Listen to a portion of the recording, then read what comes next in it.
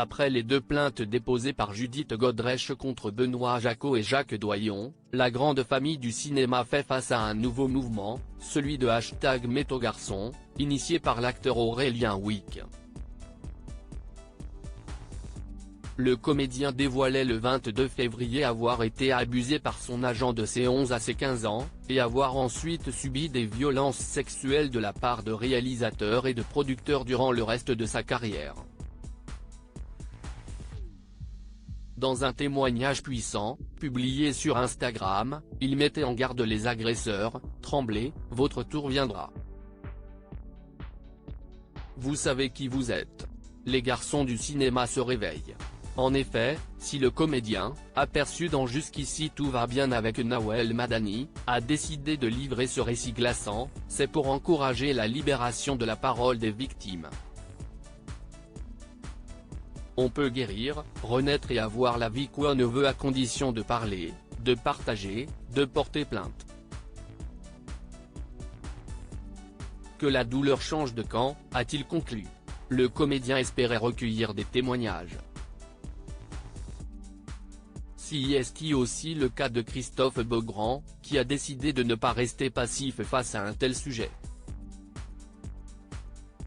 Le journaliste et chroniqueur radio, qui fait souvent l'objet de raids numériques en raison de son homosexualité, a ainsi annoncé sur X enquêter sur le #MétoGarçon, avec la volonté de rassembler plusieurs récits.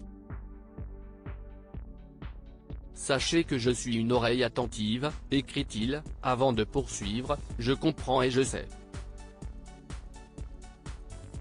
Ces personnalités qui s'inscrivent dans le #MétoGarçon à la suite de la prise de parole d'Aurélien Wiik, d'autres personnalités ont raconté leur propre histoire, s'inscrivant dans le mouvement lancé par l'acteur.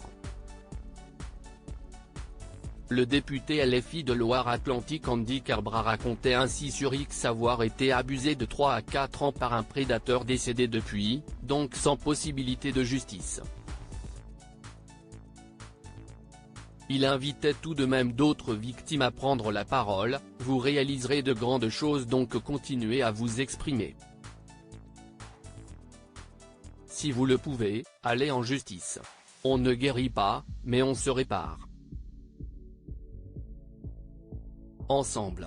Sébastien Tullet, responsable LGBT+ pour l'ONG Amnesty International, a aussi livré son témoignage: « J'avais 21 ans et c'était mon premier pote gay, pour beaucoup, c'était inconcevable qu'un mec comme moi puisse être abusé par un autre mec sans pouvoir réagir », écrivait-il sur X, avec un message de sensibilisation: « Un rapport sexuel non consenti est un viol. C'est aussi simple que cela, il n'existe aucune zone d'ombre. » Article écrit en collaboration avec 6 médias. Crédit photo, Dominique Jacovide.